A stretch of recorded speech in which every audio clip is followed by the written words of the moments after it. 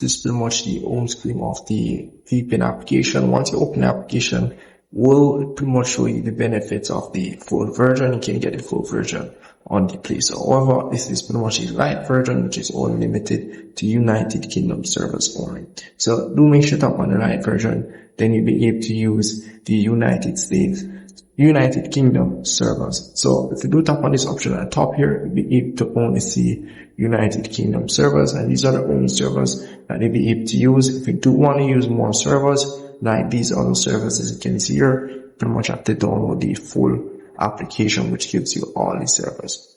So that's pretty much it for that there.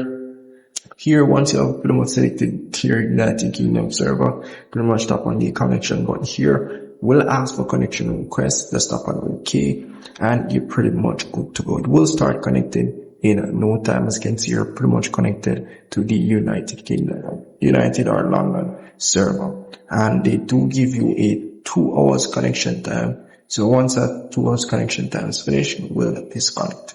But that's really pretty much it for this application. Nothing much. If you do want to get the full application, do make sure and get the full app, and it will just redirect you to the full app on the App Store. So yeah, that's really pretty much it. See you in the next one, guys.